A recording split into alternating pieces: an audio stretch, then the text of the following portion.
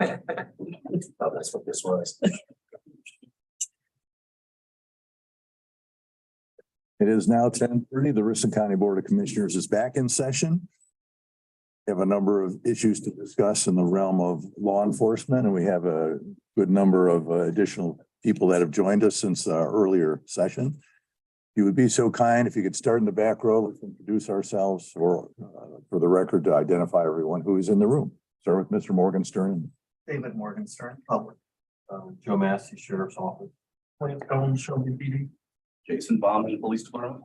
Tom Hill, Ontario Police. Chris Snap, City of Ontario. Rob Griffin, Ontario Police. Orch, Mansfield Police. Dave Ramey, City of Mansfield. I'm Steve Diulo, the Midwest Regional Sales Manager for Bertra Firearm Simulator. Spell that, sir. Diulo, D as in David, small I, and then a capital I, ULL. Is that Italian? It is. I knew it. I could tell. We're doomed. Those of us that have family members with names that end in vowels, Common spelling. right? Exactly. Well, thank you all for being here. We have a number of things on the agenda right now, and I think what we can do is start with the discussion on the Bearcat. Whoever wants to, Yeah, I think the sheriff should be here shortly. He was just finishing up with another meeting. And I think the reason we had called our meeting is that we were approached by Chief Porch of Police Department. And I think it's best just to let him kind of take this from where we were to where we are now. But obviously the sheriff and the other chiefs that are here are supportive of this. It's something that you don't need it until you need it. And when you need it badly. And it has to be there. And I think it's an integral part of equipment that this county is in need of. And it won't be just our county, right, Chief? I mean, we'd be available to whomever would need it. But I don't know how in today's age we operate with the amount of violence, unfortunately, that we have in our communities, that we don't have a piece of apparatus such as this. Chief, if you want to. So Commissioners, thank you for allowing me to address the board today for this important request that I feel that Richland County law enforcement needs to address, obviously, the critical incidents that we have faced in the past 10 to 15 years.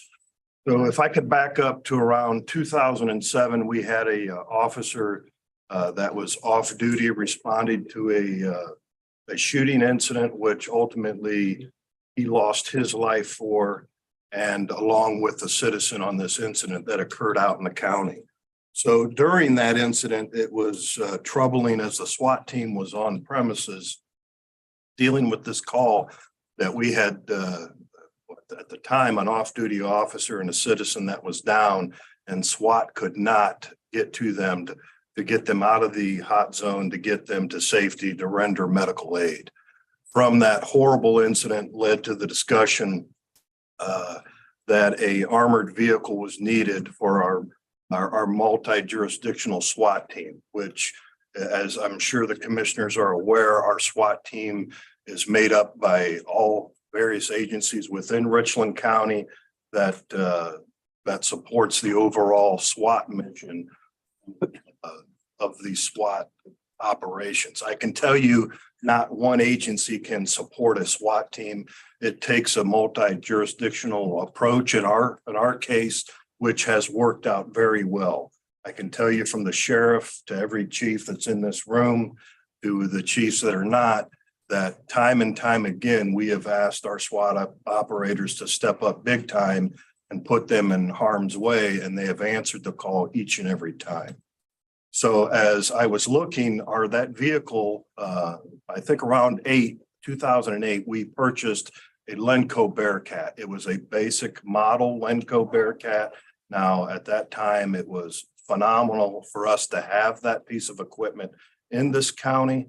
I can tell you that through over the years, with different operations we have had, there's different capabilities those vehicles have that we did not have with our vehicle. And now we're approaching over 15 years of an age of that vehicle, and it's starting to show its age. So I think we need to be ahead of the curve, because if we would provide a PO today to Lenco, we're a year out from that vehicle arriving. I can stand and say from every law enforcement officer in this room, since that Bearcat arrived, it changed SWAT operations for the better. It is absolutely, in my opinion, has saved SWAT officers' lives. That vehicle has probably been shot at least over 20 times in the different incidents that it's been involved in. Every time the SWAT team is put into operation, that vehicle is also put into operation. So it has definitely changed the way tactics have been done in the SWAT realm. The vehicle has deployed in every jurisdiction within this county. I can tell you that we are very fortunate to have that capability. And one incident that I'll mention is Randall Road, where that was a 2-day standoff. We had 3 Bearcats that had arrived. Mansfield's, the A-Sorts Bearcat, we had the State Patrol in Columbus responded to assist us. So I can tell you that it's just, in my opinion, an absolute necessity that our SWAT operators have this equipment. And it is my opinion that we should provide the best tools available for them to do an extremely tough job. So I will turn it over to maybe the chief if he'd like to, for any additional comments on that. So I think from our standpoint, obviously Ontario has got a huge risk involving SWAT operations because we're the peak retail hub. And for our purposes, when we see these SWAT operations happen, and as many times as we've had to use the SWAT vehicle to get in and get citizens out, you know, we got how many schools in Richland County. So our risk in this, number one is, and why we want to be a part of this is because we use it like everybody else does. But I think Ontario has got an unusually high percentage of the ability of having a need to Bearcat. That's the first part of it is. The second part is we would like to try to keep the Bearcat here in Richland County, the old one. And that's because we could use that for what we call a QRF or quick reaction. So a basic SWAT operations that might take, because it's an outlet team, it's not a full-time team. So in full-time jurisdictions, that might still be 30 minutes to get the SWAT team operational, get them posted up, get the officers that are exposed out of the area and get the SWAT team in. If we can keep that, the old Bearcat in this area, by our funds, and that's why I've got my boss here today, and I'm trying to sell this to him so he can sell it to the powers that be. We would like to not only try to give some money to the new Bearcat, but also purchase the old Bearcat, make a quick reactionary force. If we have an active shooter at a school or somewhere, we'd like to get the SWAT operators there as quickly as we can, 30 minutes, you know, somewhere around that time frame. Because what we have learned is the longer somebody's embedded in a situation like Randall Road as negotiators, the longer you're embedded in there, the more you start to feel safe or comfortable. And we don't want that. We want to get people there talking right away. And even with just the hostage situations that I've negotiated personally, Captain Griffenstein or our team has negotiated, when we get there and we start talking to somebody and we get them to, and they're not embedded as long, we have a more successful outcome. So we've had a very successful run. We have lost citizens in these situations, and that's something that you never get over. But I can tell you, and I feel like because of the quick response of our negotiators getting there and not letting these people get embedded, we have a chance for a better outcome. And having the old Bearcat will give us the chance to get that Bearcat to the scene right away, get negotiators in, and start negotiating over loudspeakers or whatever we've got to do. So, and I'm open for any questions that you guys have too. But as far as the city of Ontario goes, we are in complete support of number one, getting the new Bearcat. There's a lot of new additional things that we could use on the new Bearcat that will have the capabilities our old one doesn't. And that's one of the reasons why you had so many additional Bearcats at Randall Road, was because there was even back then, and that was, Chief, that was when 2015. So, I mean, if you think about that was 8 years ago, and there was so many more capabilities that those Bearcats had that ours didn't. And now we have the ability to take advantage of those as well. So we don't have to wait a day or hours to get those capabilities there to get people in and out that we need to do. So that's another reason why we're very supportive of this. But I think as the Chiefs Association and the Sheriff's Department in Ontario, we really feel that this is the right thing to do. You know, not many vehicles last 15 years. The city's done a great job of taking care of the resources they have. And I really support this and feel like it's the right thing to do for Ontario. So chief, sheriff, anyone on the law enforcement side, obviously besides just, we have an older Bearcat. If the taxpayer is saying, okay, should we make an investment on a vehicle that is seldom used? For the record, I'm definitely supportive of it, but what would you tell the taxpayer to say? What would be the new features with the new Bearcat that would be beneficial to safety service as opposed to the older Bearcat? So the newer Bearcat has an off-road package. It's a 4-door model. It has different capabilities of listening to audio within the Bearcat, not exposing operators to danger. It has the intercom system that we're able to talk with folks outside of the Bearcat, not exposing operators. There's a RAM, a module RAM that you can to put on the front of the Bearcat that will allow you to breach a door. Before it had to be rigged by operators, which caused damage to the old Bearcat. But, you know, as certain situations present themselves, you know, our operators have been fantastic in coming up with solutions, but Lenco has those solutions built in to the new Bearcat that's going to be safer and for the operators. I would also say reliability too. You know, you're talking about a vehicle that's 15 years Right. old, and you don't always get rid of the equipment you have because it might still be working, but we can't put the citizens in Richland County in a position where the Bearcat is not operational. And not only having the new Bearcat, which will be operational, but having a go-to, you know, having redundant systems is what we're about. If you think about the county and having the the Emergency Operations Center, and then Ontario has the EOC, we not only have to prepare for the event that's going to happen in with the equipment, but we have to, in a perfect world, have backup equipment in case the equipment you have. So that's the next thing that I would say is that this is going to be a purchase we need to make. And it's 15 years. And if we have the funds to do it now, there's no better time than now to do it, you know. Well, as I tell captain and major and sheriff, the county doesn't have any money, so. I mean, I would like, as Chief Combs, a formal spot commander to the team, to speak on the reliability of why that equipment. Any comments you'd like to make? I think you guys have covered everything. I think the way that I look at this for both, it's a win-win for 2 reasons. As Chief Hill just established, if one goes down, you've got a backup. The other thing is it increases response time exponentially. But if you really look at this from the taxpayers, I don't know how many taxpayers have to have a flood insurance policy. But I know that a lot of them don't have to use it, but they still have it. And so for me, for countywide safety, it is just an insurance policy. It's something that we can get up front and get another 15, 20, 30 years of use out of. It's a no-brainer. Where are we in the jurisdictional approval process? I know sheriff had presented a split. I know chief, we were talking before the meeting that it'll be going to Shelby tomorrow, you said, or It's going to safety committee tomorrow. The mayor supports it. The mayor's behind it. I think it's something that we can do. so how about Ontario and then Mansfield? So Ontario is kind of, this is the first situation we've had where we have my boss here that's looking at this. And I think he's most likely very supportive. I don't want to speak for him, but I think that this is our kind of our first step into quickly trying to get this taken. So we believe council will approve it though.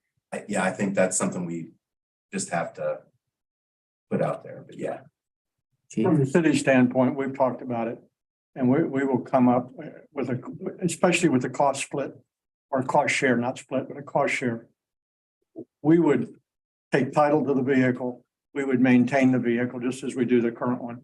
If Ontario wants to take ownership of it, the old one, that's quite all right, but the new one would be maintained by us, housed by us, and maintained on a daily basis. We have the capability of doing that currently. We have a maintenance staff, whether it's in the PD itself or whether it's in the city, we can take care of it. So we think Side of warranty type situation. council's pretty supportive. Council, yeah, the mayor is supportive of it. We have to do our due diligence and approach council with it, but especially with the cost sharing that we've talked about. And we have had a meeting outside of the commissioners with the sheriff's department in Ontario and us. And we talked about that cost sharing and how we could do it so that we could make it palatable and acceptable to everybody. And for the record, I think that's exactly where we are, what he just said. Is I don't think that anybody's not gonna support it. Comes down to money, comes down to how would you do it, and that's all stuff that's gotta be taken in front of council, so. I think Chief Porch said your guys' cost for the old one will be 96,269.50. I think he said. Yeah. I think that's the cost of the old one. I think it's on there somewhere. And a footnote, maybe. Old one will pay for the cost of the city split, I think is. I've got a couple of questions. I'm sorry, it's currently, we insure the current Bearcat. We would lump it into our insurance, our general liability insurance. My questions, one, I'm looking at the paperwork here. First of all, I think it's a great thing and we need to do it. But I'm looking at the cost here and selling the old, according to this, we would sell the old Bobcat. Is Ontario saying we're gonna buy that or? We're saying that we would like to do that. That's our goal.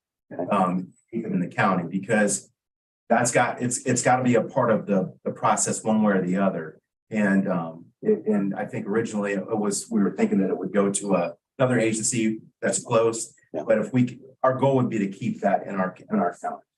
Now, if that doesn't work out and we sell it to a different agency, you're still getting a better value of than what Lenco would give. Right.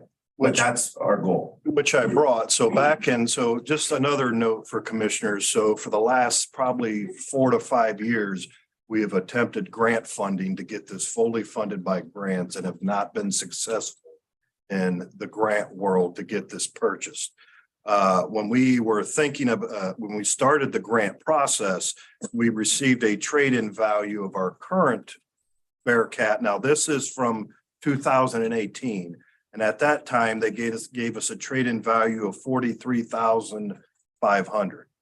So at that, when we were looking at the grants, there was another jurisdiction that was interested. If you guys got a new Bearcat through grant funding, we would purchase the old Bearcat at $50,000 instead of the 43. I think we all can agree if the vehicle was traded back into the dealer, what they would do with that.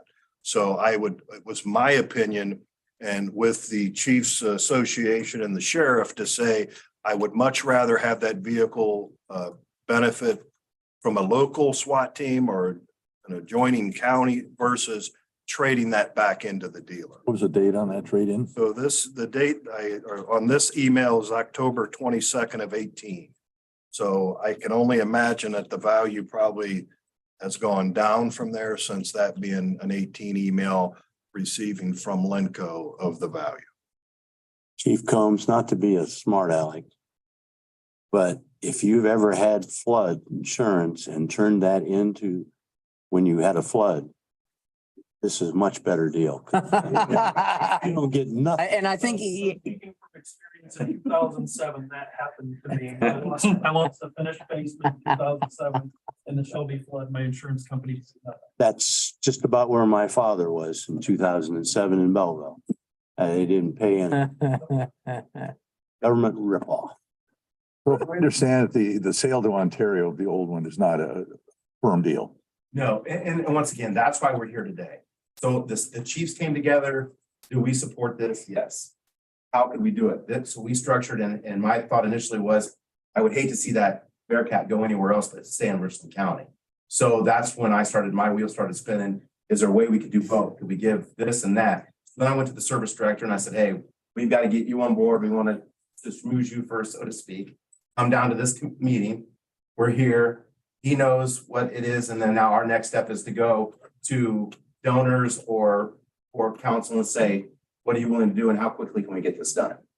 And I know that there was talk about another structured way to do this with the city, I think, and correct me if I'm wrong, front end of the money, and then we do some type of agreement where we pay it back over a certain amount of time. Was that still on the table? And then talking to the administration or the rest of the administration, I think the better option is to have everybody pool money and then we buy the thing with the pooled money and just buy it outright with pooled money. So that would be my next question, just the mechanism for payment, Stacy. Should we approve it? And I would, reading the tea leaves, I would say yes. We have capital money. We're a little more restricted than you guys, the cities, actually. You guys have a little more flexibility legally speaking. So how would that work when we would pull our money and purchase it?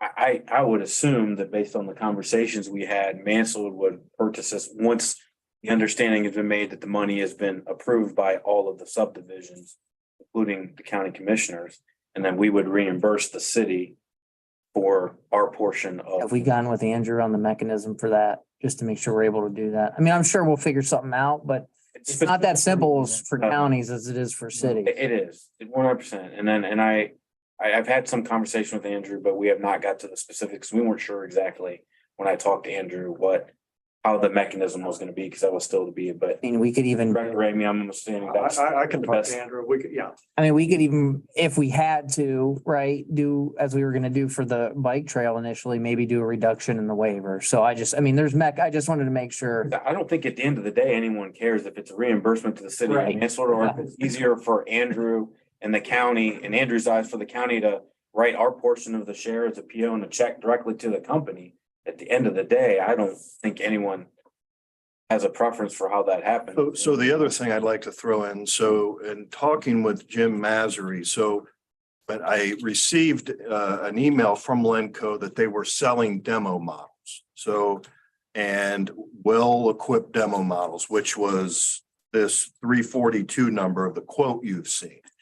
Reached out to Lenco. They said they sold each and every one of them. They went like hotcakes. So he said, because we were a past customer, he would give us a new build and honor the demo model price. So typically, if we weren't talking, because this is what we have, a demo model price for a brand new one. Now, The 342, 539. correct. So if this was without a demo, we'd be in the neighborhood of probably about 450 is my understanding. So now the convenience of having a demo model is you go to the Lenco, you pick it up. Now we have to wait for the build. So we're a year out from receiving it. Now, he says the quote's good for 90 days, which we were issued this quote on April 6th, because once he told me that he would give us a demo model price for a new one, I said, I need that in writing immediately, which he provided. So just, I guess, to put an air of caution there with time limits. Is that build? It's in Massachusetts, Pittsfield, Massachusetts. Now, once the vehicle's built and ready for pickup, we would send officers or whoever down to pick it up. We would pay for hotels because it costs nearly almost 10 grand to have that thing freighted here. So I think everybody would agree, we would rather send officers down or to Massachusetts to pick it up to drive it back, which we did before. It worked out well. I mean, that's typically what we do with fire equipment. We go pick it up. We don't have it freight. Right. Plus you get to do your checkoffs and make sure that everything's meeting to your approval while it's still at the factory. And that makes sense. The only remaining questions I have, I mean, I think we've covered a lot of ground, we've covered a lot of detail. But my question, I just want to make sure it's clear in my mind. The new features you identified, Chief, are the off-road, the fact that it's four-door, the intercom system and the RAM module. These are capabilities we don't currently have on the existing models. Correct. Now, I mean, we can go down to the whole list of different features. I can tell you that our old Bearcat is just that, an armored vehicle. Now, it does have a turret. This one has a more robust turret system on top of the vehicle where it doesn't, it better covers the officer from incoming fire. The other one was just like an armored plate that went up. Yeah. You could look through a porthole. So that turret system on top of this new one, for example, is 26 grand. So there's just beefier, more technology. Bells and whistles with newer models. Yes. So, A lot of time has passed since that one was. Oh, yeah. sure. Certainly. Much better protection for our officers. Yes, I mean, it's a four-door model versus the two-door model that we have. To me, that's a big deal. Yes. Oh. The off-road package, I can tell you that has been would be extremely beneficial, especially when we're talking about out in the county operations where you're in Absolutely. the rural part of the counties. We have found that, well, we've gotten our Bearcat stuck. So we've had to have the thing towed out. You have to push it. Well, I was able to do it. Oh, yeah, right. Single-handedly. Right? Yeah. I think it, Whinge in my back. I think it would be excellent use of our money to buy a new one. And if Ontario could swing that, I think that's great. Yeah, that seems to be the only bit of uncertainty, selling off the existing one. Well, it's not really uncertainty because if Ontario doesn't have it, we have another agency located right next to our county that would give us the same They've amount. already offered. Yes. So, yeah, so no matter what, if that Bearcat stays in this county, it would They go. have an offer outside. We do have an offer, so it takes $50,000. Well, it has to take $50,000 off of this number for this equation of what I'm sure the board has of the splits or.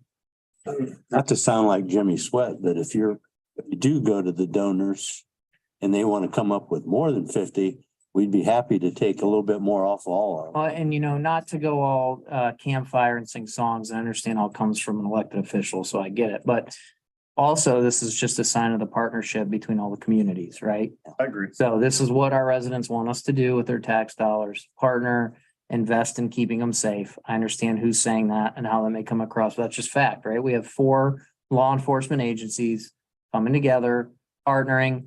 I still think Chief Porch should have had to pay the more expensive share, but what are you gonna do? I think this is great. We need it. It's 17 years old. It sounds like the old one may stay in the county, we hope. So, I mean, to me, this is a no-brainer. I'm fully supportive. The only question I would have, Stacy, is should we just make the motion to approve it with a more definitive manner in which to get the money for the vehicle? Move forward with the purchase. Yeah, so, because again, Andrew may say, hey, we just can't give money to MPD, or Andrew could say we could do this. So I would say at this time, I'll make a motion that the commissioners approve their share of the Bearcat at an amount of 96,269.50 with a specific method of payment to be determined at a later date. And Commissioner, I will make sure that I get with Andrew and Okay. I get whatever mechanism we need to do with Stacy to get it, just like we do with our other project. Should we word that as a price not to exceed 96,269.50? Well, I just didn't do that because you never know if maybe the split comes out to 96, We'll just say- 75, right. So, I'll second that motion. I think, if our citizens are not safe, nothing else matters. Right. That's why we're here. And the partnership's amazing. Safety of our officers is very important. Mr. Mears. Yes. Commissioner Banks. Yes. Commissioner Farrell. yes. Thank you, gentlemen. Thank you. Thank you. Welcome. Thanks for- Commissioners, thank you to each and every one. Thank you, sir. I'm sure you're gonna have some questions, so get ready. Carl's been waiting for this. Hey, Carl, what do you think? I was looking up, is this the Bearcat G3? Is I found a picture of one that I can use, it's actually the Bearcat G. Yes, it is. I really don't have it, you guys covered pretty much everything. Right on, Carl. It's election day, I got stuff to do. Al, do you have any questions? No, I'm like Carl. Everybody covered it pretty well. Okay, wonderful. Next item of business is the, Thank you, Jim. talk about Bertra. Are you sticking around for our, Take a 5-minute recess. Thank you, gentlemen. wait, I wanted to get on the record that we were gonna have a cooler simulator system then. I don't want to listen to the second best good system.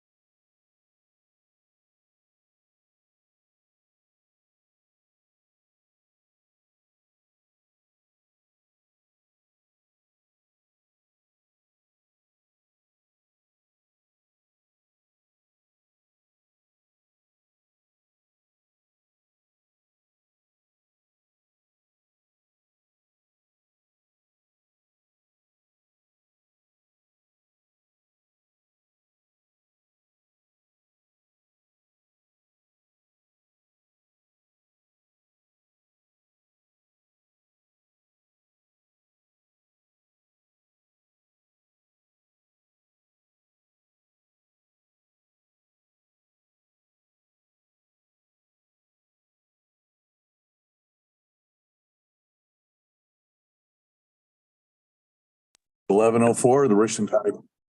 Sorry, 11:04, the Richland County Board of Commissioners is back in session, and we're here to talk about the Virtra Training Simulator. That I will turn it over to you. Hi, yes, once again, Steve DiUlo with Virtra. I'm your Midwest Regional Sales Manager, former cop from both Arizona and Ohio. And got contacted by Captain Sweat and understood that Richland County got some grant funding. And he was looking for the best of the best for simulation, and I think we have that. I did a demonstration over there at the SO building. And here we are today to talk about a proposal for y'all. I have some handouts if I can come up and. Sure. This is the system they're looking at, the 3-screen. We call it the B180 for 180 degrees of simulation. So Virtra started as a multi-screen simulator company back in the late 90s. Our CEO, Bob Ferris, was an Air Force guy and worked in the airline industry and was around a lot of flight simulators. So Virtra was the first company to go to multi-screen simulation. We've come down to sell single screens, like I think they have the Milo single screen at Mansfield. But we really cut our teeth on multi-screen simulation. So basically, I have a short video queued up. Thanks to, I forget your first name. Thanks to Stacy. And this will explain a little bit about more what we do.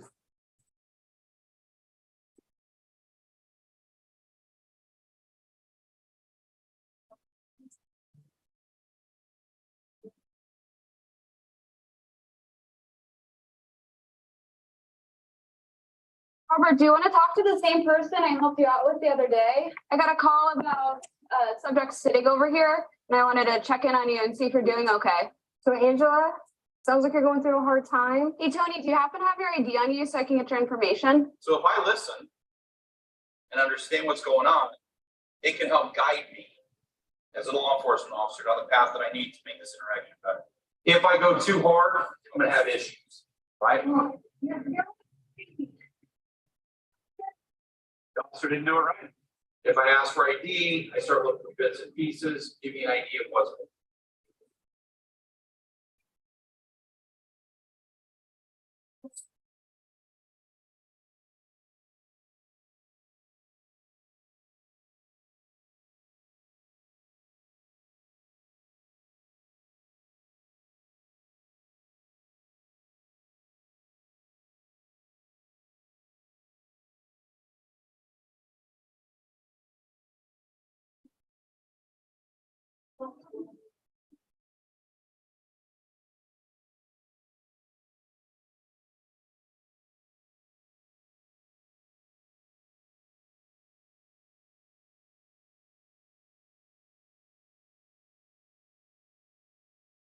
Kevin, Kevin, this is Officer Mullen, Police Department. oh, what's going on? Kevin, you don't want to do this, Kevin. I need you to back away, please. Sir, I need you to step away. We got one subject and I can just.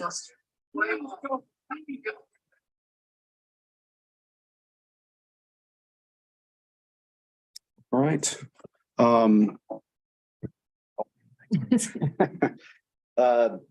So really, if you have any questions for me, I just wanted to show a short video. If you have any questions about the quoting, what we can do, what we can't do, I will point out one thing very important to Sheriff's Office. All simulator companies, including Virtra, most of the content that comes on the system, and there'll be over 300 pieces of content on scenarios like you saw up there on the video. Not a lot is correctional. We have about 10 to 12 really good pieces of video correctional content. What do you mean by correctional? Could you define what correctional means? Jail. Within a jail? Correct. Okay.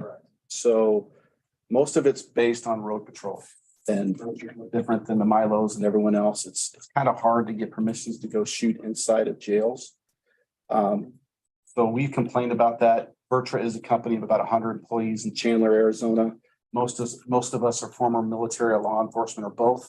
So we get a lot of feedback, and one of our feedback from the road is we don't have enough jail content or correctional content because we sell the DOCs as well. So we've overcome that with a special software called vAuthor, and that is on the quote, the price that Captain Sweat presented to you today. So this Author is pretty amazing. So you take out your iPhone, your Android, and on a multi-screen simulator that you're looking at, you'd put your iPhone or Android in panel mode. So you could walk into your jail and take a 180-degree picture. Or the 5 screen, if you go up to that later, you could take a 300-degree pano, drop that nice clear picture into the simulator. Then there's already a library of about 500 green screened assets where you click on that person, bring them over, drop them into your background. We'll show you how to size them. We'll make them OC-able, taserable, deadly forcible, and you make your own content from scratch. So that supplements your existing 300 pieces of content. And it's very important for my SOs like Franklin County, like Delaware County that already have this system to use that for the corrections part, not just road patrol. You might have also saw in the video that besides the judgmental use of force, where they're walking in there with exactly what Richland County SO is carrying on the street, their X26P tasers, their handguns, rifles, any less than lethal that they have, they're walking in using with exactly what they have. That's very important. Our tracking cameras inside of that simulator are going to be able to capture 12 laser lane IDs at one time. And Mansfield came down and saw me at Delaware County and I explained this and I showed them. I guess it didn't matter. So for Milo system, they only can track 6 laser lane IDs at one time. So when the deputies come into the system, obviously this is basically audio visual equipment and it's computer equipment. Behind each screen or facing each screen are tracking cameras. One is to track laser lane IDs and one is to track low light camera. So we're taking their real handguns, their real rifles, their real tasers, and we're putting laser guided systems on them. We're replacing the barrel on their handguns, the bolts on the rifle, the cartridges on their tasers. Those cameras, when they pull something to use something inside there and they pull the trigger, the cameras track a laser pulse onto that screen. And then it talks to the computer system and something happens. But there's no recoil on the Oh, no, there is. There is. recoil, Yeah. Absolutely. Yeah, there'll be recoil on the weapon. but no projectile. No projectile, just a laser ID. And how long it stays on the screen in milliseconds. Is the recoil exactly the same as you'd expect on a No. live round? Not quite. Okay, I watched yesterday, I went onto your YouTube feed and was watching some of your videos. It's like a little cartridge that you put in the weapons. It isn't as much as a normal weapon, but it's more than if you did the simulator at across the street. It definitely gives them enough to give them feedback. And I was able to show them. So we're taking some of the other systems are still using the CO2 from Home Depot, Lowe's, the 12-ounce or 8-ounce Crossman. Milo uses, right? The CO2, yeah. So what I showed them is that we have a refill station. It looks like a microwave oven that sits on top of a table. Some tubes come out the back. They attach to a regulator and a 20-pound beverage grade CO2 tank, like at the ball games. So that tank has a dip tube or a siphon tube. I had no idea about this. I'm just a former law enforcement trainer. But it brings up the CO2 in liquid form under pressure with a siphon tube, dip tube. Then we're putting that through the refill station and we're jamming it into the magazine. So they're shooting liquid CO2, not just regular gas CO2. So you're getting the better recoil. Your handgun, your sight will jump. They will have to reacquire their sight. It is not 100% of live fire. It will never take the place of live fire, but it will give you the best training value. The rifle is pretty darn close. That was pretty cool. Yeah. There's so little recoil with the 223 or Yeah. a 5.56 that it's pretty much identical. You wouldn't know the difference other than the noise. That And would be it. And with 1080 projection, which is, to get the price point correct, you'll be able to use your hard sights, a red dot optic. The SO uses red dots. If you ever do go up to 4K, the 4K projection can even use powered optics and shoot out to. It's not 4K. No, this. What would that additional cost be if we did the 4K? It was between $15,000 and $17,000 different. Obviously, we want to be smart with the dollars and should we move forward with this? But my thoughts are, if we're going to make an investment of this nature, why wouldn't we just want to do the 4K for another 17,000? It's 9%, less than 9% different. There was also a room issue. Okay, so for 4K projection, the projectors are much heavier than the Optima 1080. So So we have to put That's true. a truss up and over the 3 screens. Okay, And I think the room measurement, could we, both in the training room and down below in the basement, didn't have enough height. Cause you need over 12 feet, right? We need 11 and a half feet. And say they need 12 feet. And right now we don't have a building or a room that gets us to Oh, that. so we can't do 4K. Not in where we were gonna set it up now. We'd have to find a place to put it. And I don't have another location. The is there second. any place in the building we could do it? I don't even know that the basement downstairs where there's no, other than just the concrete above, even down where the property room is even 12 feet. I don't think there's even a 12-foot ceiling in that. Is Longview got any 12-foot ceilings in their basement? Yeah, but why would we, I mean. Yeah, I I know. don't know where our share. That would be the only place that I would think of that we. Now it makes sense why Mansfield has it in that larger, I guess I never thought about the projection height when I went through the demo at. Could we take a look at it at least? We can definitely do that. My thought was. That cost, other than the increase because we move forward, is still there. We can make that change. So what would an upgrade cost? Let's say if they eventually get another building for evidence or training or whatnot, what would be the upgrade cost? So if you stay 1080, and that's another thing that's on the quote, we have written in 2 years of service and warranty plan in this quote. To stay under service and warranty plan, it's going to be 10% of the system cost for years 3, 4, and 5. VirTra mandates an upgrade after year 5 because that's end of life for these cameras, projectors, whatnot. That would be kind of the perfect time to upgrade to 4K. And then you're looking to include it. It's going to be about 50 grand to upgrade to that projection system, the hard drives and the shot track. That's a lot more expensive than 17 grand. Yeah, but you're also changing out the hard drives. The computers too. Wiring, Okay. bringing in the truss that goes up and over. Talk to Josh and see if there's something we could do to have a little bump out. How much space do you need that's 11 and a You half? would still need space to project though, right? You can't do a bump out really. can Is it you? just Out up. is it just, yeah, bump out for a You're projector? gonna need 25 by 25 by 10 and a half, 11 feet. Oh, So I'm just thinking, how far- half the elevator The projector. arch is at 11.5 feet. What is the camera height? The camera You height know. is, let me pull it up. I've got the schematics right here. I'm assuming it's gonna have to be at least 10 foot. Pretty dang close to What's it. that ceiling height in that training room up there by admin? Oh, it's the standard height, so it's probably 9.5 feet. But then again, it has a drop ceiling and I don't think I've ever looked above it. Have you ever? I don't think. I mean, I don't know how But much it's just a projector, but small area you have to cut out. You have a bump out or something. that could happen. That's why I was gonna ask him. Ron? They were gonna go look at measurements after this. We have. Yeah, okay. At the end of the day, it'd probably be behind. There's no difference in cost. Oh, okay. There's no difference. in cost. I didn't there. Because to me, it makes more sense behind because then you can Yeah. walk directly up to the screen. That makes sense. Yeah, absolutely. Okay, something to look at least. So obviously MPD has a Milo. So again, sometimes we ask questions. We know this ahead of time and talking to you guys, and Sergeant Alfrey put together a very nice inter-office communication as to this, why That's really good. this is. But for the taxpayer's perspective, if you could give some talking points, either one of you, as to why this would be a better option than the Milo system, what would those high-level talking points be? I think number one, first and foremost off the top, is the author program itself and the ability for us to generate our own scenarios. Number one, especially for the jail. I mean, we have more corrections officers than we have, deputies on the street. So we could go into our own neighborhoods and do the. If we chose to, Our own absolutely. schools. Our own school shooting, Schools. everything. That's not. Our county building here for. The hallways, you would be able to film lay out. Pops up just so. Oh, We have, oh, it doesn't have that? every system can take out a video camera and record, but it's the sheriff's office recording. Maybe your IT people get involved.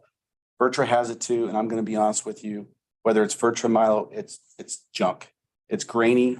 We don't know how to edit video. Cops are trying to act. They're not our paid actors on these scenarios. Okay.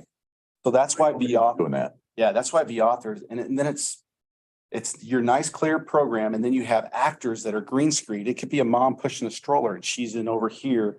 And then we've got bad guy white, bad guy black, bad guy Hispanic in black and white, orange jumpsuit. You pick what you want to do and we'll show you how to size it and make it turn out just like you would see one of our video scenarios.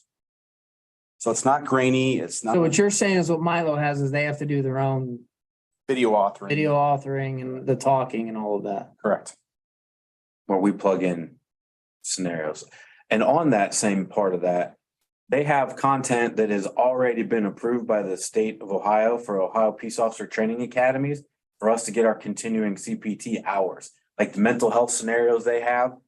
Those are, so if our folks do the mental health scenarios in there, Yeah, I like those. double. We're getting mental health training in virtual, plus we're also satisfying what the state of Ohio requires us to do every year as part of our 24 hours of CPT hours. So let me make an observation here. The scenarios I've seen and then the ones at Milo were always a single bad guy. Are there any scenarios where there's gangs or multiple people you're dealing with? Yes. And that's a great talking point for him because Yeah. explain to them the difference between how your 3 screens are all interactive where Right. the other systems are not. Well, that's the secret sauce. That's why Vertra kind of still, and we go to these trade shows, so we see each other's stuff. They haven't figured out, I can share with you that when we shoot on location with an SME, like a Jim Sweat there saying, no, the bad guy wouldn't. We shoot this on location, we take the video back to the IT people. They stitch it together. So Milo is taking a scenario and they're spreading it out across 3 screens or 5 screens, and it is making the officer or sheriff's deputy look left to right. At least it's breaking tunnel vision, which, you know, we try to get away from under pressure. But ours are filmed and stitched together. So if Captain Sweat and I are going through this scenario together with multiple subjects, which there are gang members and stuff like that, if he is tasing somebody, if he's shooting, if he's giving very intense verbal commands over here, these people on the screens on the left are reacting to that. Whereas on a Milo screen, you might just have someone standing there. So what that causes the backup officer to do, who should be covering here, that gets them to do there. It's an absolute no-no in law enforcement, is to look away from where you're supposed to be covering, because there's no believability. They're not doing anything. So if someone gets tased, someone's getting yelled at, someone gets shot over here, these people, like the woman with the baby, she's covering her baby, she's reacting, and he has to keep still covering because someone might come out over here where they can't do that because they haven't learned. They're just using single screen video scenarios, Say, you mean Milo? stretching them out over. The other vendors, not just. Oh, all right. Yeah, the other vendors. Yeah, exactly. Can you elaborate what this may do to our insurance premiums as well? That's something that's, Well, we already know that 80% yearly for Corsa is what they require us to get through a video system. We've done that in many different ways. Corsa's brought it to us. We've utilized Ontario. So that's something that we'll be able to do in-house. And then I think one of the other things you can talk to is the accuracy of the system, like actually the targets down to literally you could take somebody out and qualify, even though they still have to do it in live fire, but the feedback and the accuracy of doing qualifications up to 2,000. For 4K, we can shoot out to 2,000 meters simulated with a powered optic. For 1080 projection, you're going to be able to shoot out to 100 meters, which I never shot past 100 meters, even with my patrol rifle when I was on the road. And you can use, for 1080 projection, you can use your hard sights, obviously, and a red dot optic. Try to look through a powered optic on 1080, you'll just see pixels. But yes, all of our systems have a ballistic calculator built in. Once again, going back to Bob Ferris, some of his friends left the Air Force and went to Lockheed Martin. So they were able to type into the computer, we put the barrel length, we put the barrel twist, put the grain of the ammunition. All of the computer knows all of that and is built into a ballistic calculator. So when you go from, and you saw it on that video, when you go from scenarios to shooting on that computer generated range, and we'll show you how to build your own ranges from scratch, targets moving, targets, paper, clay, paper, steel. But the ballistic calculator was built by Lockheed Martin and tested by the Army at Fort Bragg, although it's not called Fort Bragg anymore. And that's. Yes, it is. Story. So once again, 1080 projection, we can shoot out to 100 meters simulated with both hard sights or red dot optics. The ballistic calculator knows that. And the other good thing about marksmanship that Milo can't do is that Captain Sweat can hit a button and I can shoot from standing. The perspective looks like a standing target in front of me, the correct ranges out to 100 meters, or he can hit it. I can go down to kneeling and he can hit it again. I can go all the way down to prone. We'll be able to practice standing, kneeling, and prone. You try to do that on a Milo simulator or another simulator, The tracking cameras don't know what you're doing. Because our engineers learned how to change perspectives to keep that ballistic accuracy. Even all the way to weather, correct? Weather, snow, rain, windage, 0 to Factor 30. all that in. It will affect your simulated round. The You can wind, dial that in. yes, because the calculator knows exactly what your barrel length, your barrel twist. Given simulation for any given series of, you can have it in the snow, in the rain, and have high winds or whatever. Correct. There's 6. Now we can't, I usually get asked, we can't go out to your Richland County range and author that in there. There's 6 ranges. They all have to be computer generated That's for the elements then, for the elements. that too, so you could work in the elements, so you could be appropriate calculations, I take it. Correct, The geometry, correct. they have to have known Yeah, standards. for- and we'll show them how to set a correct firing line, unlike the use of force scenarios where you can go anywhere inside the simulator. And actually, the 3 screen gives you a lot more room to move than even the 5 screen.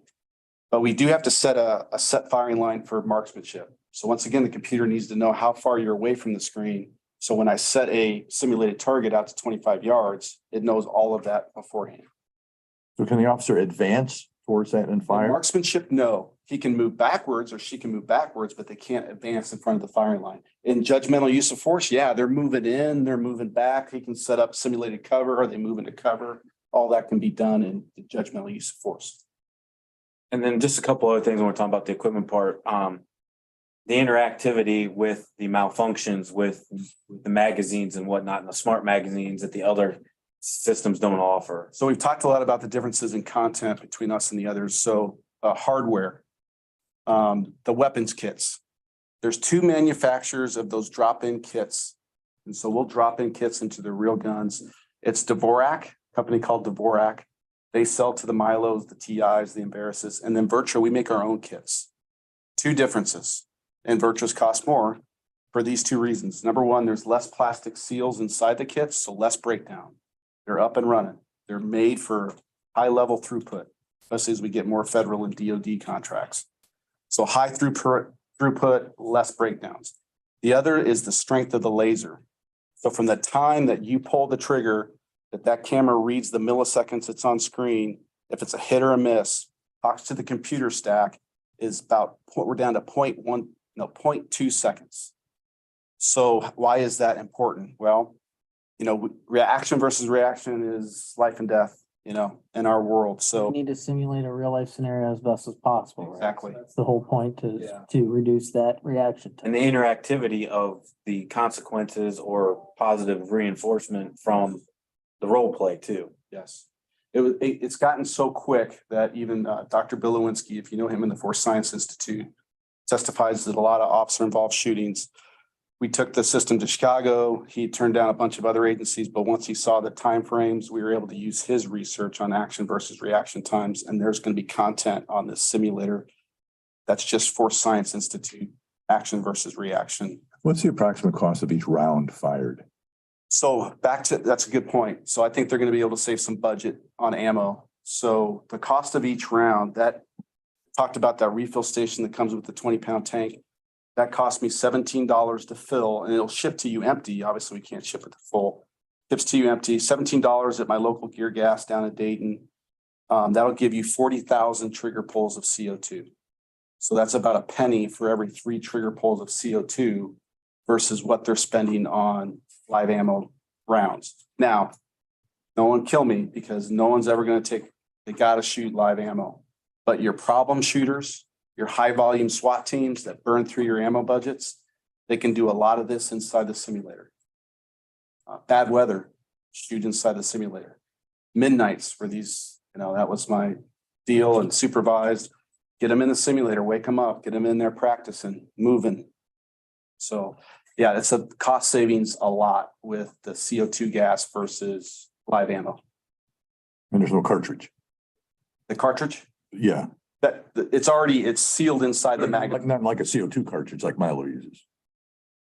Yeah, so you're not gonna have to change those anymore. They're gonna constantly be you're gonna put that magazine in that microwave oven thing sitting on your desk. They're gonna hit a button. It's gonna jam it full of CO2.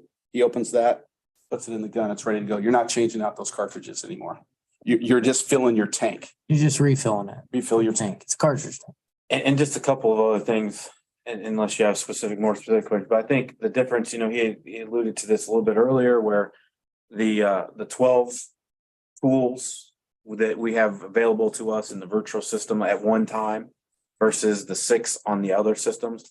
Where that becomes important is when we get into multiple officer or multiple deputy type scenarios, like an active shooter or something like that. We can put 4 fully equipped people into the scenario where if you're going to do that with the other systems, you have four people, you only have 6 total tools. So that means 4 of them get 1 tool and then 2 of them get a second tool. What that may be, maybe it's a rifle and a pistol, but not all of them could have rifles and pistols. Where with this, we could have our 4 people, they could have 3 tools, which would be the general tools that you would use in a scenario like that. They have their own existing. The cameras can handle that. If you assign a different colored shot marker, the 3 of you sitting up there could have handgun, OC taser, and a rifle slung or a shotgun slung. And you could, while you're waiting for the SWAT team and the Bearcat to show up, a lot of times the road patrol has to go do something. They got to go into an active street. And they could practice small arm road patrol tactics. They come in with a ballistic shield right inside the simulator. It could be 3 of them stacked behind a shield. Whatever they decide to draw and use, the tracking cameras are going to pick up. You cannot do that if the tracking cameras only pick up 6. You're going to have to say, okay, you get the gun, you get the taser. That's how we had to do it with the old systems. That's what you're trying to. You have multiple officers in training at the same time and they're all obviously using. Or if he decides, he and his trainers decide to say, if they ask for backup, they could have someone waiting like, okay, here they come. And they're walking in with everything they would normally. So each firearm has a distinctive frequency or something. So if they hit about the same spot, you know who shot who. Yes. Absolutely. Whose mark was whose. Call it a laser lane ID. A laser fingerprint. Correct. What about the tasers? How do they work? Yeah, so we use their live taser handles since Axon Taser and their Infinite Monopoly. They're also a competitor of ours now because they do the VR goggles. So they won't sell us the full blue dummy handles. I kind of like that. I want them to use their real handles because if they get excited, they could drive stun themselves. And I've seen it happen on the street. But we sell the cartridges. They're colored blue. So they'll know I can't take this out onto the road. They're a different colored simulation, but like they carry the X26P. So the spread on the 2 probes on an X26P is 7 degrees. So the engineers, you type that in your computer, and you put that weapon system in your training set, and then you hand them that cartridge. They decide to use that inside there, it's going to spread 7 degrees. And if they get excited and they turn their wrist and both probes don't hit the videoed human character on the screen, it won't trip the taser branch. And you'll see them, they'll be like looking at, no, what are you going to do? You missed. So it's good practice. Like, hey, back up, start talking, go to something else. Yeah, that's taser. Handgun magazines. I failed to mention that. Here's another difference. So the Dvorak kits take the CO2. Virtua has advanced magazines, whether it be for I forget which handgun you're running with again. We're going to we're in SIG, but we're going, Okay. to the Glock. We're in SIG. They're going to the Glock. We don't have the advanced for the SIG yet, but we have them for the Glock and the M4 rifle. So not only is that CO2 inside there, but electronics. So the computer system the trainer's working off of, he has a Bluetooth router. It's talking with the advanced magazines, which they have on their quote. So now from the training station, the trainer can hand that trainee a magazine, and at round 7, their slide or their bolt locks to the rear and their weapon system malfunctions. So now they have to, are they with somebody else? Are they going to say out? They can practice going down. He's like covering. They can practice mag exchanges on the fly and go through malfunctions right in the middle of training simulation with advanced. That's huge. That seems like a big deal. Milo do that? No, Not electronically to that degree. They could, right? They can tell it you have 3. They can tell the screen, but they could still pull the trigger and it would still have a Right. So in the simulator, you actually have a magazine that you would change. Yeah. Okay. yeah, they're going to have mags on their belt that they can exchange and practice mag exchange. Now they can practice malfunction drills inside there with the advanced magazines. Yeah. So with the other competitors, I could see, even though the system knows you have 5 bullets in the magazine, you can still pull the trigger and you're still going to get feedback no matter how many times you pull the trigger until the CO2 runs out. With this system, if it only has 5 bullets, you can't pull it the 6th time. And it's the officer's weapon. Absolutely. Yeah. Okay. Wow, that's okay. The last big difference, we talked about content, we talked about hardware. So as you're talking to your Mansfield friends, it's service and warranty. Okay. This, if I travel the Midwest, I've been off the road 6 years doing this. The biggest thing, whether it's Milo or anybody else, the biggest thing that my training officers, Franklin County did it, they flipped from Milo to Vertra, is service. You know, you guys are paying money, whether it's grant, whether it's budget. This thing needs to be running. You need to get your training value out of it. So back in the day, and I lived this, working with the original FATS machine in 92, this thing would break down, a kit would break down, and okay, so it was a week, 2 weeks, it was a month before something got back to you. So with your service and warranty plan, you have overnight shipping that comes standard. There is no extra cost. That's a big one that the others don't have. The other huge one that we have that the others don't have, and we do it for our bigger systems. We can't do it for all the single screens out there, but for these 3 and 5 screens, we come out once a year. It's called an annual service trip. At this time, we're going over your system top to bottom, even replacing bulbs. We are downloading all the new updates, all the new content that we made that year. We're retraining trainers that rotated out, got a different assignment. We always want you to have 6 operators ready to use the system. That's called an annual service trip.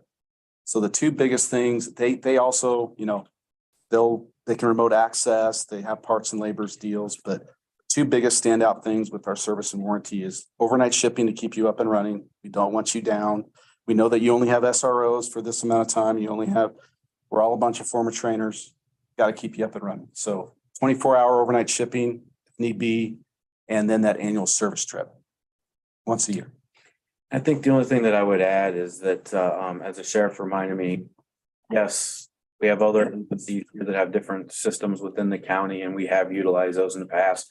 Had course of bringing in, but for us, it's the availability, if we have our own system, of being able to send people all the time, whenever we want, based on scheduling, not having to try to cram, 20 people in, and then there's people that always get missed, and it's only for really 1 or 2 scenarios on one day. We want the ability to be able to do this multiple times, almost monthly, for at least our law enforcement folks to get this done. And I think there's something to be said for us having that availability, do it that way. The lead time on this system, if you had a PO today, 90 days. 90 days. A little bit better than a Bearcat. Yeah, right. How long to set up? So we're going to come out for that initial training. We'll train up to 6 operators. We always want 6 operators. It's going to be 4 days. The first day is nothing but setting up it's basically audio visual computer furniture. Here's another good thing. Since we do have a lot of contracts with the feds and DOD, this does not have to be, it is a standalone system. It does not have to be plugged into your IT.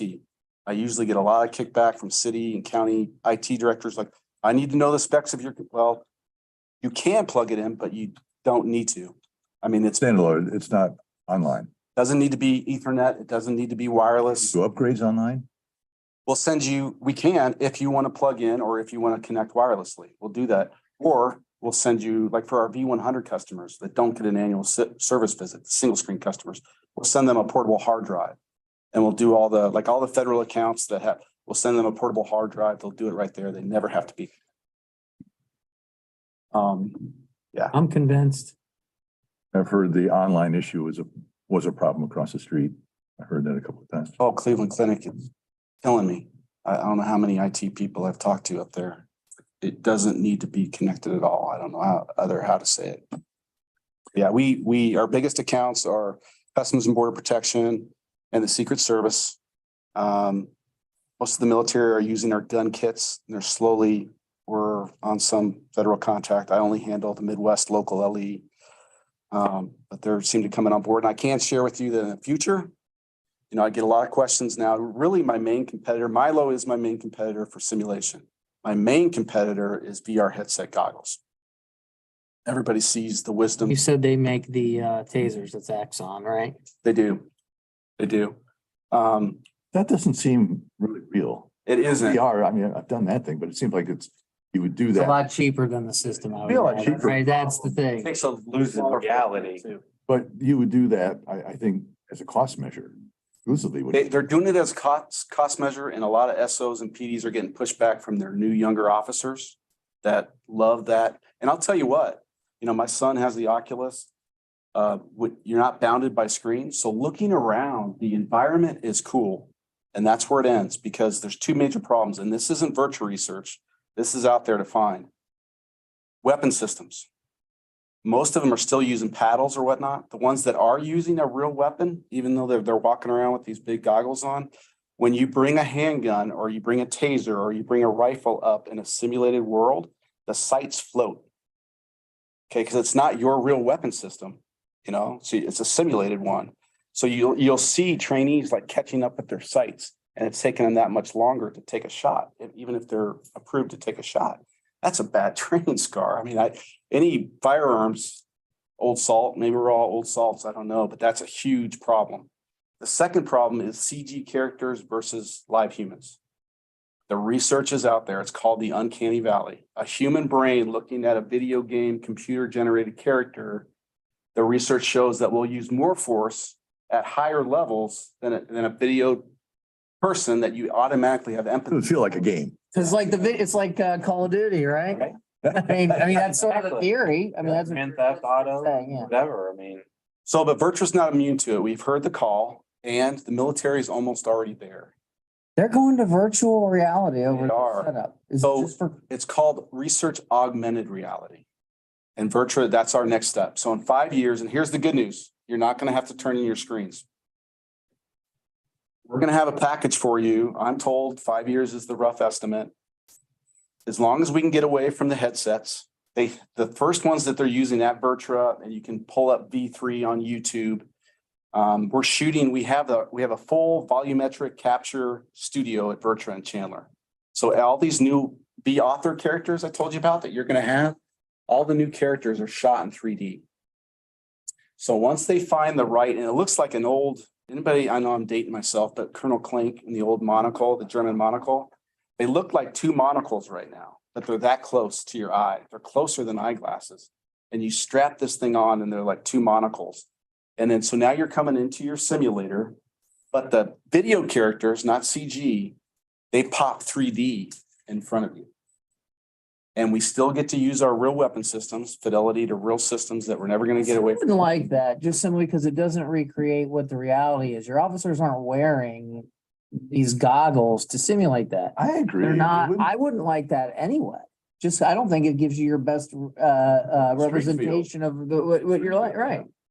The military, both, especially since Bob's really big into the Air Force they already have the shields on their helmets. A lot of the new, the new advanced infantrymen they're wearing the helmets with the visors. Right. So they're training with our kits right now in augmented reality, but that's not law enforcement. no. So I can see that. And like Army Rangers, they're wearing already the high tech equipment. So that's probably representative of what they're used to. But if we can get something down to, and we're big on that. We want them to wear exactly what Captain's wearing right now. If we can get away from even eyeglasses, just something really as least I like that. possible to make the video characters pop 3D where they can actually turn away from you. That's where Virtua's going next. So motion to approve the system as presented. With the exception being the opportunity to have a 4K system, if our facilities allow. presuming facilities can. We'll get on that today. I can also share that the National Sheriff's Association, which is in Grand Rapids this year, I will be up there. Kent County SO just got the B180 4K, and I will be there at their training site. Anybody wants to either they're set up, but they just want B180 4K. So that's at the end of June, the National Sheriff's Association Conference that Virtua is a sponsor at end of June. So what is your motion is accepting the quote? Motion to accept the quote with the opportunity to maybe upgrade to the 4K system, presuming our facilities permit or allow it. Second. Commissioner Muir. Yes. Commissioner Banks, Yes. Commissioner Barrow. Thank you. You're probably gonna get some questions. I'll go, Carl. Well, I've got one more thing. If you want to do that real quick, and then we Yeah. can go off the record for this will be an easy one. right? Puppies, Yes. So, puppies. very, very excited. Sheriff's one of his pet projects is him being a former canine handler. We're reinstituting our canine program and this is one that the dogs are being covered by grant money and the sheriff, if you want to, I don't know, did that person want their information? And so at this point, Donation. yes, the money was donated. I received $30,000, which is the cost of The only question I had, did Andrew review the contract? this part of it. Yeah. I sent it to him. If he did, he never got back, but this is. This was sent to him along with everything else. So I'll- Not get anything back that said, On the condition Andrew approves, in which case if Okay. he doesn't, we'll have to tweak. So I'll make the motion to approve on the condition that it's reviewed and complies with the necessary state laws. Fully grant funded, you think? this, yes, both dogs we've picked them out. But yes, they were funded through donation. Okay, who gets naming rights? The handlers, usually. Yeah, because they all come with pretty standard names like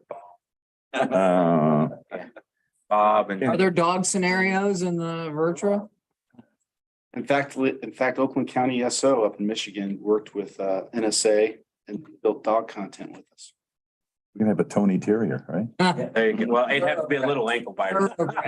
Thoroughbred. Ankle biter. Come on. No chance. No sandwich dogs in the Vero house. Commissioner Mears. Oh, you already did. I got your second, yeah. Yes. Commissioner Banks. Yes. Commissioner Vero. Yes. Very much. Now you're gonna probably Hey, get. Carl. Yeah, the dogs you One is a Dutch, well, it's not, one is a Malinois German Shepherd mix and the other one is a purebred German Shepherd. drugs and, They will be drugs and law enforcement patrol, yeah. how long ago? I remember back when you. Started in 81 or 82. Actually, Jim's dad and I went to canine school together when we were at the sheriff's office. I think it was 1981. Is it your dad that had coaches? Who had coaches? No, Chuck Coaches Yes. had a dog. What was the name of that dog? Speedy, That dog had. Bear was his first one. I remember coming out of the SO one night, like 1990, and I hadn't paid attention to the canine and pulled that next to me. Walking beside my car and I heard and I turned this dog's head. Yeah, he was a Malinois. They're not the smartest tools. Definitely hammers. Oh, yeah. How soon would you get the dogs and what's the training process? Yeah, so our class is gonna start in June. The dogs will be partially trained. So for the most part, they will go away. Our handlers will go away and be with the dogs for 5 weeks. And then they will finish the training together. And most of that training at that point will be for the handlers. The dogs will be pretty much trained at that point. Where are they going, where the training at? It's in Warren, Ohio. It's Tri-State Canine. Dogs, they speak English, they speak German, where do these dogs speak? It doesn't matter. It's indifferent. They can speak whatever language. I mean, to a dog, they don't know sit means sit. They just know they sit when they hear a word. So, I mean, that could be anything. When did the SO canine go away? When's the last time you had?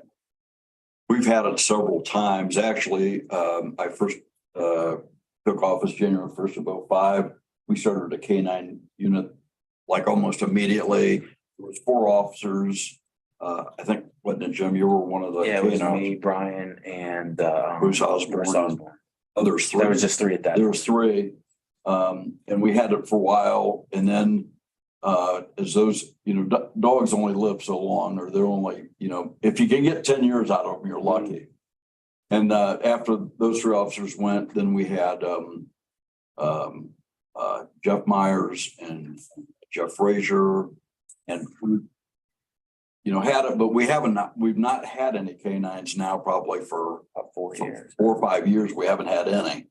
And so, part of it was COVID, part of it was, not having enough officers. But now, thanks to the Board of Commissioners, we are fully staffed. Well, we're fully staffed. This would be a good time to start the canine unit again. A lot of work's going into it and donations. really it's basically funded. We're real happy to start it back up. I really don't have any questions about the simulator. Great presentation, very in-depth, and I look forward to using that one. I use Milo, so I need to see what this one. Yeah, absolutely. Make sure you put in the article, it's better than Mansfield's. This is a Cadillac, if you want to drive a VW. Al still on the line? Al, do you have questions? We would prefer the term. No, I don't. Thank you. Okay, That help you out, Brad? any no other business? The Richland County Board of Commissioners is adjourned at 11:50. Cool. Thank you. Thank you. All right, guys. Wow. Thank you very much for